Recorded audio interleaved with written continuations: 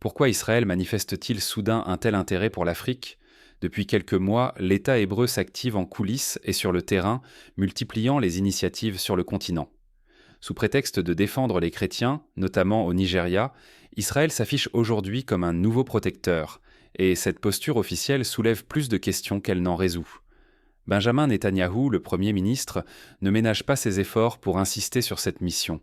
Il répète que la sécurité des communautés chrétiennes est une priorité, que ce soit en Afrique ou au Moyen-Orient.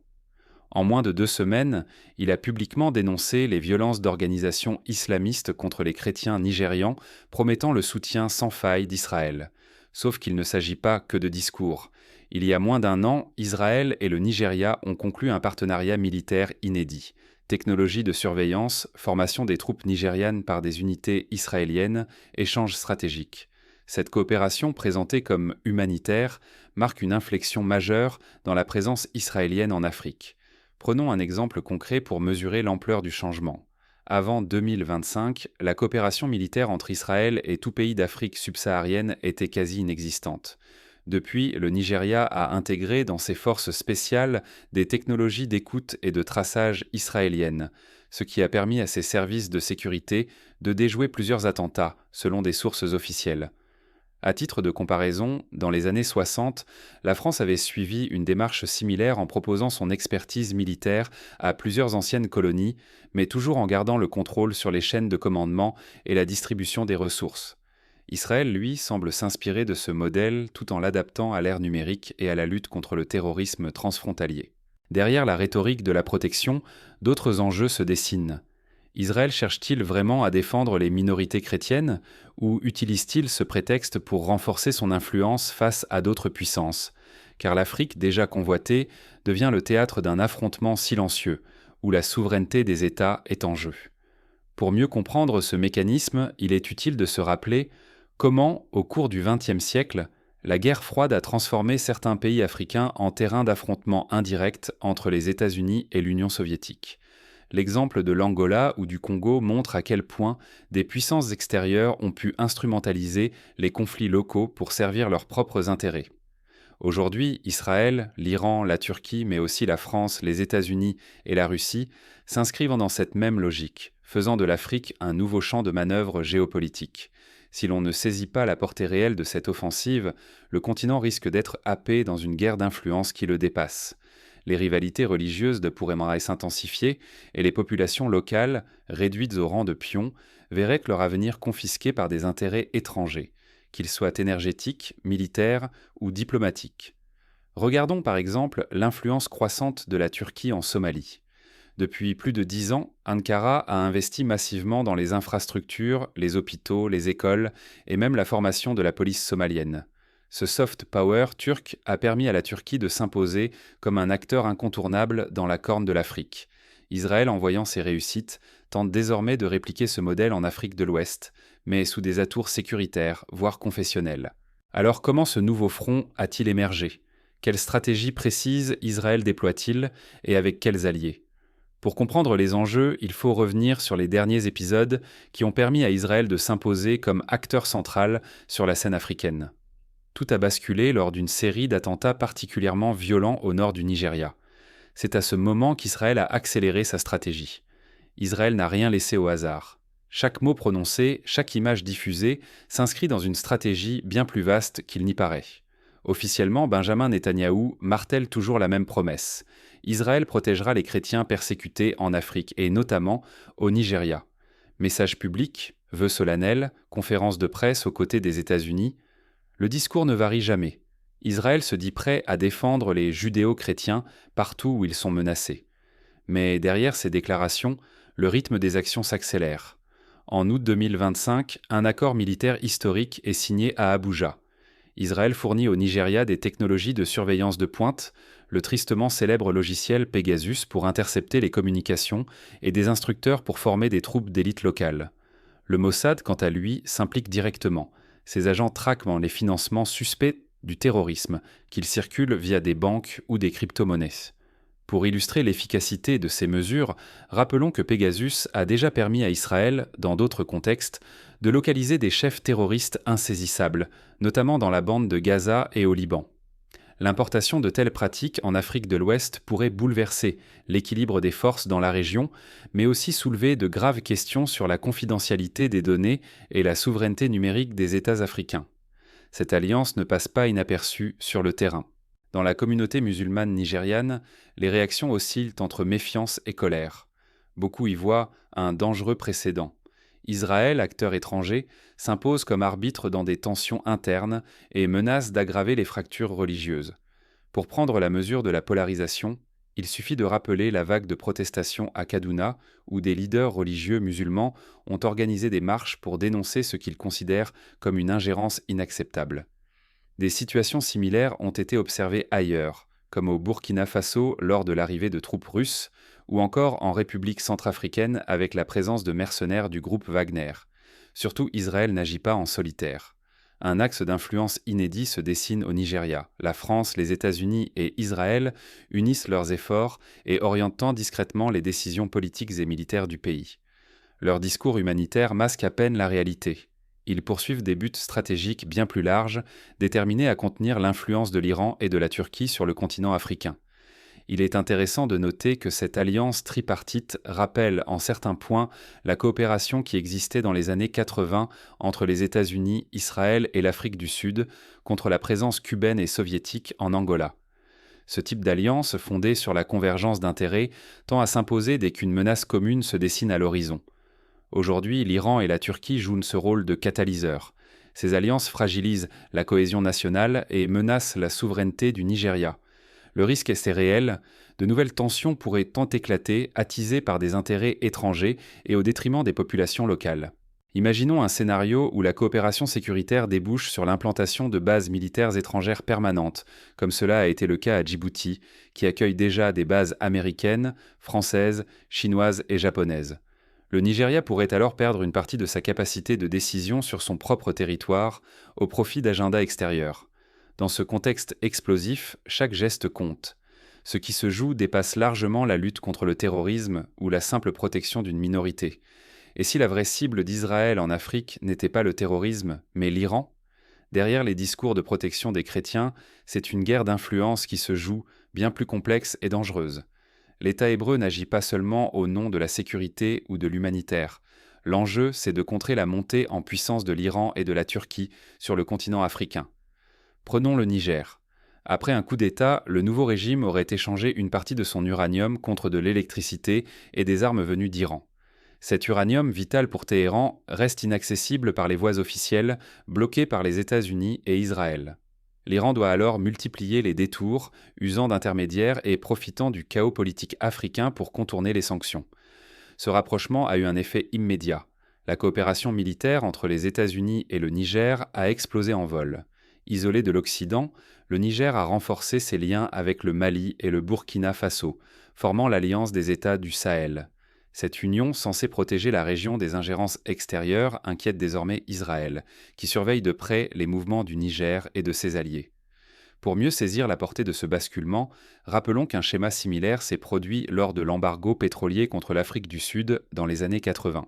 Privé de sources officielles, le régime d'apartheid avait alors multiplié les circuits de le parallèle et les partenariats secrets pour se procurer du pétrole, ce qui a contribué à accroître la complexité et l'opacité des flux d'échanges sur le continent. Aujourd'hui, l'uranium nigérien joue un rôle comparable pour l'Iran. Ailleurs, le scénario se répète dans l'ombre. Le Somaliland, région autoproclamée indépendante et peu reconnue, attire l'attention d'Israël.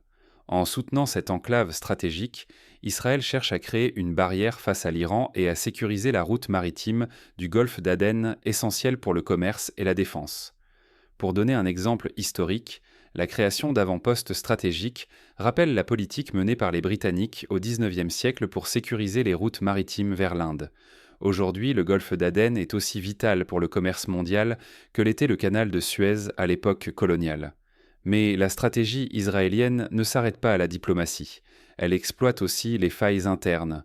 Au Mali, la montée des séparatismes devient un outil pour affaiblir les régimes proches de l'Iran ou hostiles aux intérêts occidentaux. Plus les divisions ethniques et religieuses s'accentuent, plus il devient facile pour des puissances extérieures d'alimenter le chaos à leur profit. Un exemple frappant est celui des Touaregs au Mali et au Niger. régulièrement courtisés par différentes puissances étrangères pour servir de contrepoids aux gouvernements centraux. Cette stratégie du diviser pour mieux régner a été employée maintes fois dans l'histoire coloniale, et elle refait surface aujourd'hui sous des formes renouvelées. Peu à peu, l'Afrique se mue en un véritable échiquier où chaque avancée d'une grande puissance peut déclencher des conflits locaux et fracturer davantage le continent. Les populations africaines risquent d'y perdre leur souveraineté, piégées entre ambitions étrangères et tensions internes croissantes. Pourtant, une inconnue plane toujours. La stabilité future du régime iranien pourrait, à tout moment, renverser la donne et bouleverser l'équilibre fragile établi. Mais comment ces alliances secrètes et ces stratégies souterraines influencent-elles vraiment la vie quotidienne sur le terrain? Et que se passera-t-il si le jeu d'équilibre s'effondre soudainement? Pour le comprendre, imaginons le cas d'une petite ville nigériane prise dans la spirale des interventions. La présence accrue de forces spéciales étrangères, la multiplication des contrôles et la surveillance électronique peuvent certes réduire certaines formes de violence, mais aussi générer du ressentiment, des suspicions et parfois des représailles contre les populations accusées d'être des collaborateurs. L'histoire récente de la Centrafrique, avec la présence massive de mercenaires russes, a montré que l'arrivée de nouvelles forces étrangères ne règle pas toujours les problèmes et peut parfois les aggraver. Et si la République islamique d'Iran s'effondrait demain? Cette question hante les stratèges de Tel Aviv à Washington.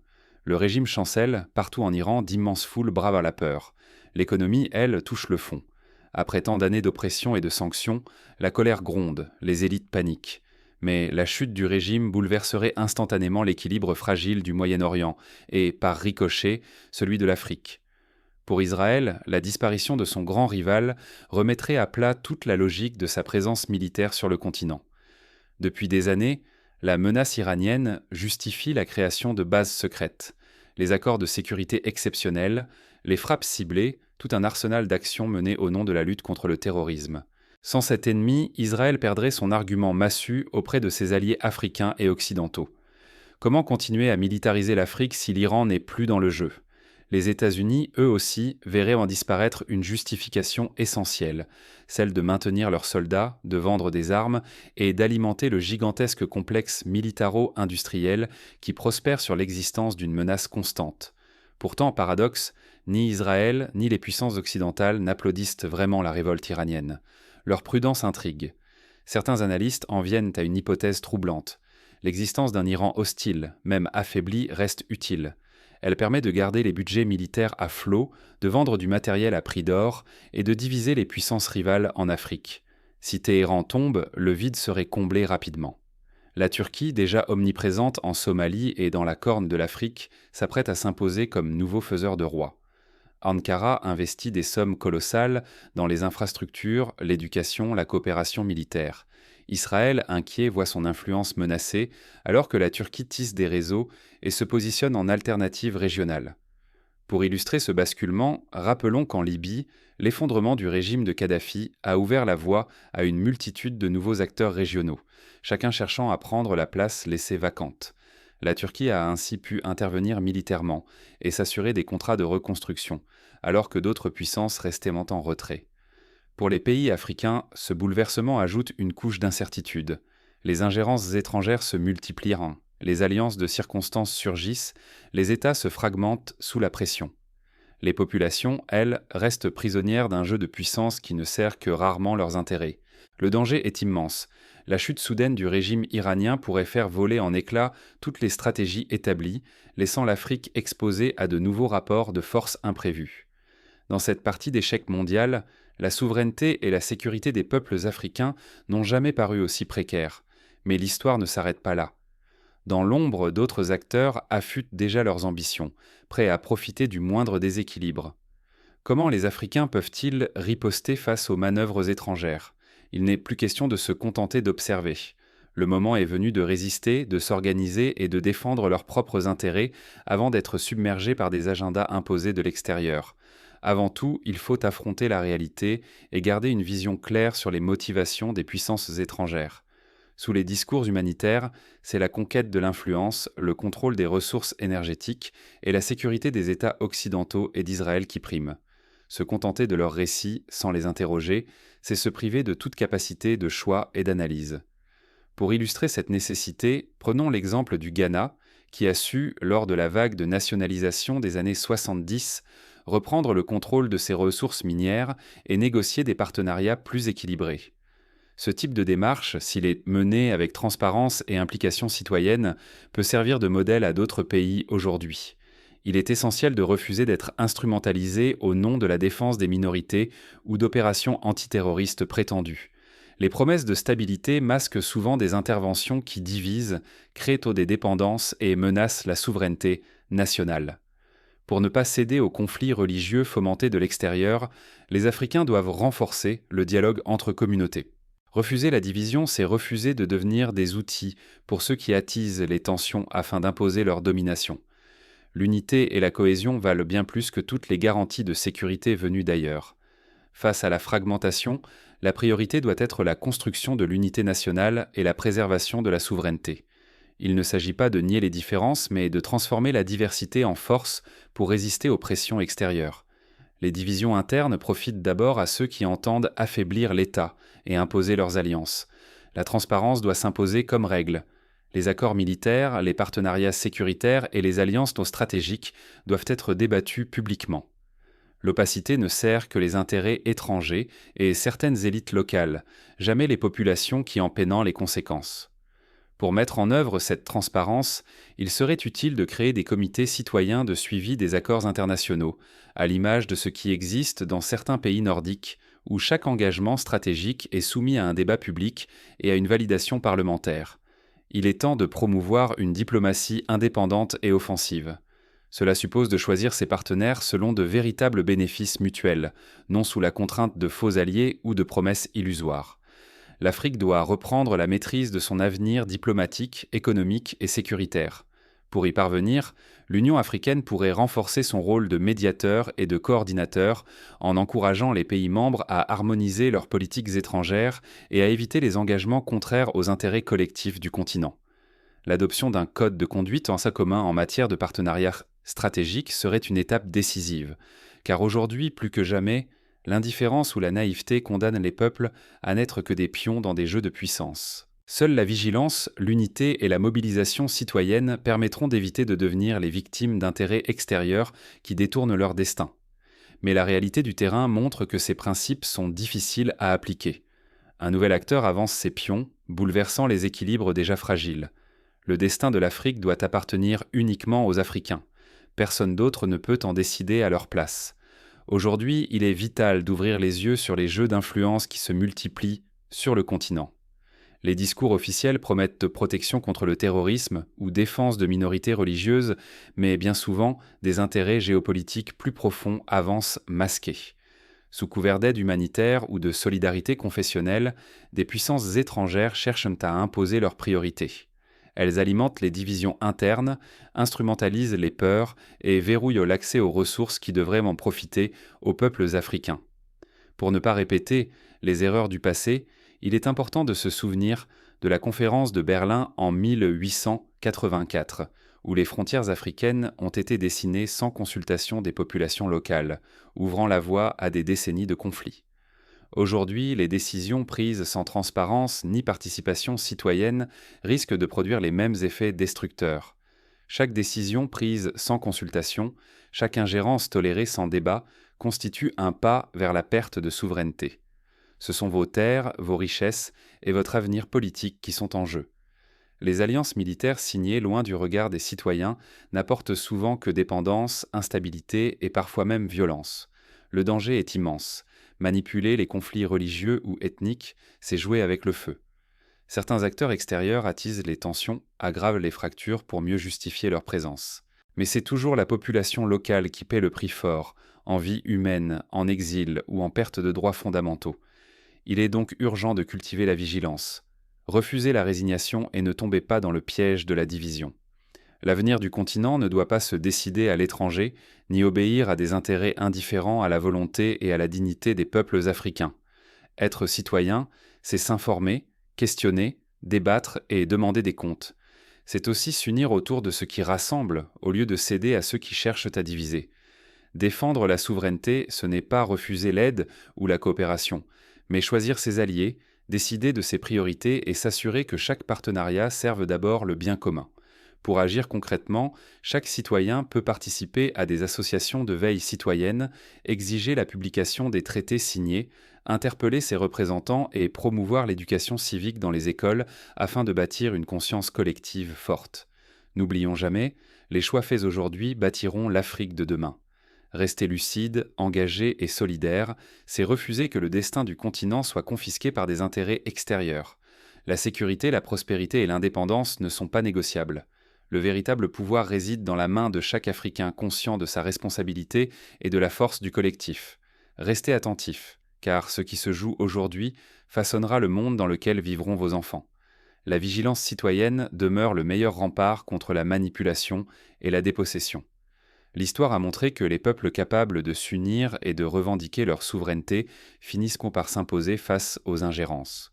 Le chemin est long, mais chaque pas vers plus de transparence, d'unité et de contrôle citoyen rapproche l'Afrique de la maîtrise totale de son